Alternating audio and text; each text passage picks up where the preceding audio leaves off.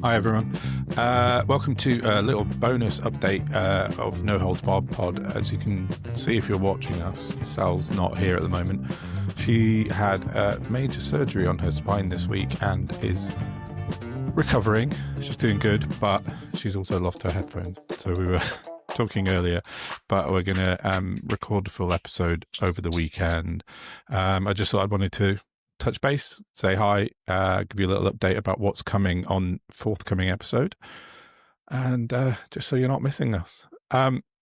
Right, basically this week has been, as per usual, reform. So I've got an awful lot to come up about that, particularly, and something that's really important and hasn't been talked about enough. It's been talked about, but not enough, is the fact that reform leader or ex-leader in Wales, Nathan Gill, pleaded guilty to taking money from Russia and asking questions on behalf of Russia. It's a madness that this isn't front page news, because it is around the world. There's lots of articles in the New York Times and various places around the world that saying British politician accepts money from Russia, bribes from Russia. So the fact that we're not seems to be glossed over in this country is a strange one. So I wrote something about it in the week, which we'll go over properly in the episode. But what else have we got? We've got another thing, more reform stuff. I've been writing all week about this. Nigel Farage seems to have forgotten, decided not to declare his register of interest since April. He hasn't put a single pound to his MP's register of interest since April of this year. So we're looking at 3 months potentially, and it stinks, if I'm honest, because I did some. You can have a look on my ex Twitter page and you'll find that the articles sort of near the top, the post about this. But I did a bit of sort of basic averaging maths, and he's declared 10 months since he became an MP so far. MPs have 28 days to register a change or a new declaration in their earnings. So I reckon he's, at the very least, if we're being generous, missed 2 months for full earnings, and that includes his GB News stuff, his social media stuff, which is all going historically back. It's all included. So I did a bit of work maths, and if it's 10 months, averaging out what he's earned up until this point, then he's missing out on about £180,000 of undeclared income so far. So, that's a lot of money. Awful lot of money. What's he doing? I don't know. There's lots of people contacting me on X to say that they'd noticed the same thing, and were wondering what was going on. There's one potential thought that maybe because he's being investigated for his bizarre claim that he owned a fishing trawler, and he's under investigation for not declaring that. Maybe that's having some sort of impact on it, but I don't know. It doesn't really sit right with me at all. So, a lot of people just saying, is he above the law? Is this just Farage trying to be Trump? Is he trying to dodge accountability? Is he just thinks he's above the law and he just doesn't have to do what normal people do? Because that's how he behaves in public, right? And in the press. We'll go into a bit more on that properly over the weekend when we record with Sal. Something Sal alerted me to earlier that I hadn't noticed.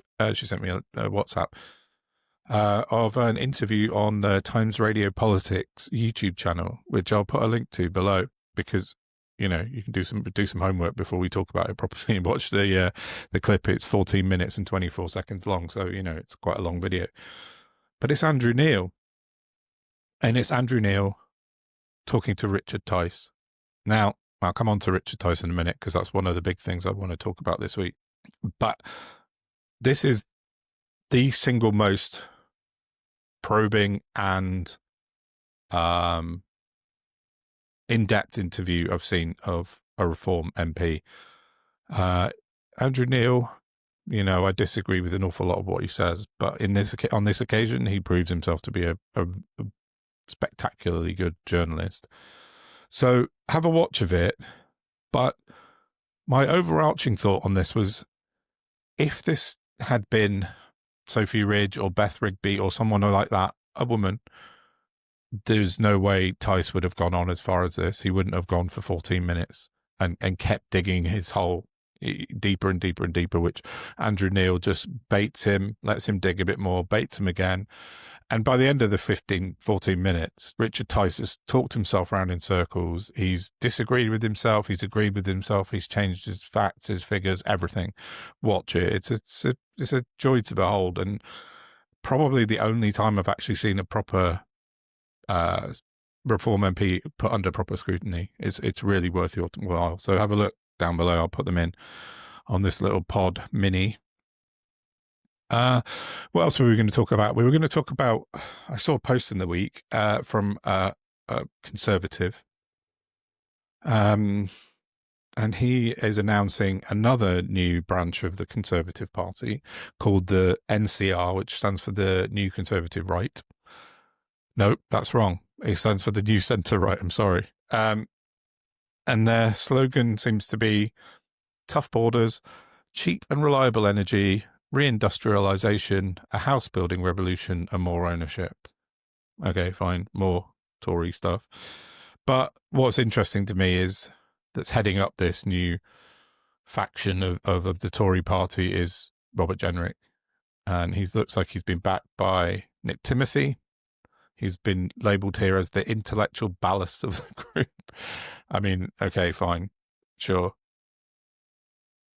Then we've got, apologies if you can hear the truck outside reversing. Anyway, yeah, and then there's Katie Lamb is a part of this new centre-right group. Katie Lamb, who I talked about on the pod, I don't know, well before the summer anyway. I noticed that she was having some boosts within the Tory party, and she's got some connections, definitely. I'll put a link to the episode that I mentioned her, because I did a bit of in-depth reading on her. But she's part of this new centre-right group with Jenrick, which coincidentally, between chatting to Sal an hour ago and coming to record this little minisode, I noticed a post on Twitter saying Kemi Badenoch could be replaced by Robert Jenrick as soon as next week. I predicted that in March, I think. I said conference season was when they would get rid of her. It may be right. I'm not bigging myself up, but I did say I think around about conference season would be when she would get the hoof. So we'll see. Watch this space, as we always say on that.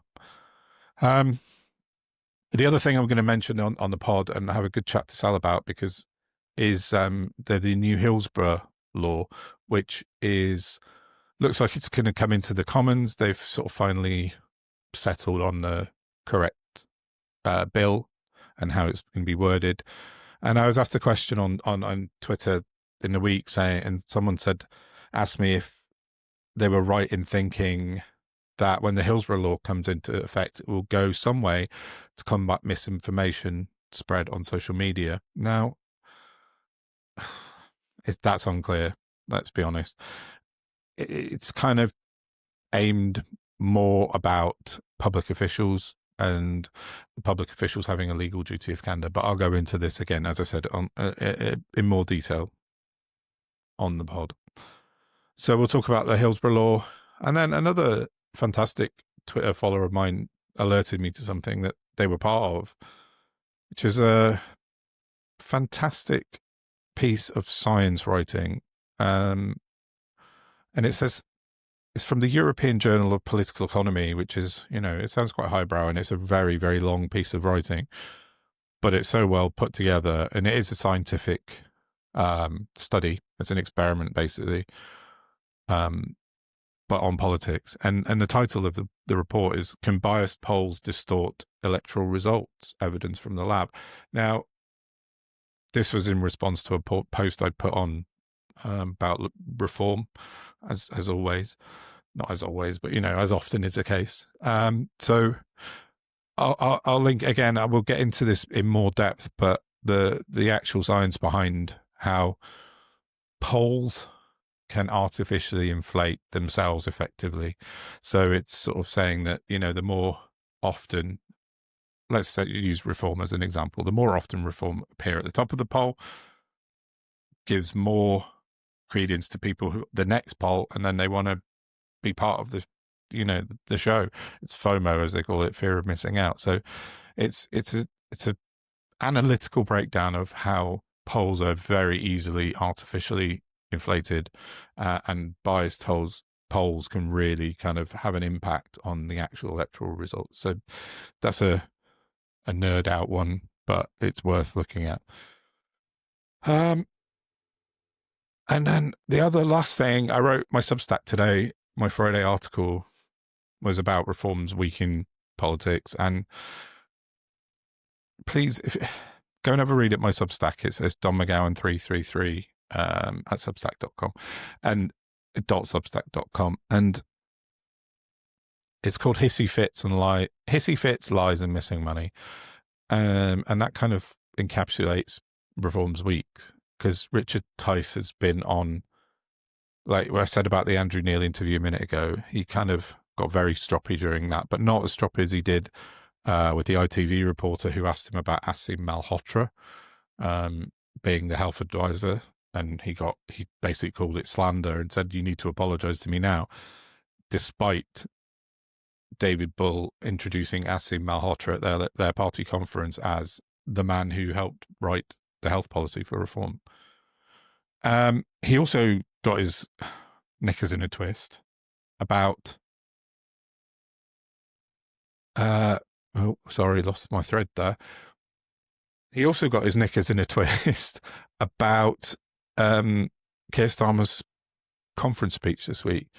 He went on Sky News and had this unhinged 3-minute rant about how Keir Starmer was kind of causing this. He was calling for asking people to take up arms and attack. He didn't. That's just a lie.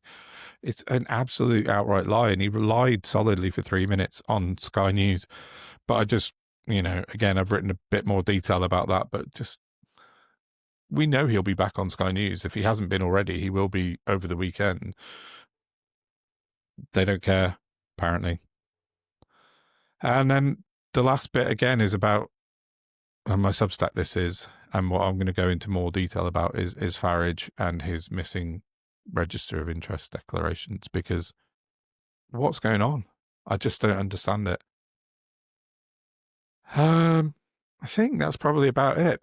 Yeah, that's it. So that's all we're going to go, but we're going to go into it obviously in more detail with Sal, and we'll have some good chat about it when she's feeling up to it. She said to me just a minute ago on WhatsApp, just to say, send her apologies, but she has had major spinal surgery like 3 days ago. So, let's wish Sal well, but she's recovering okay, and hopefully she'll be well enough to have a chat properly Saturday, Sunday, and we'll get a proper episode out.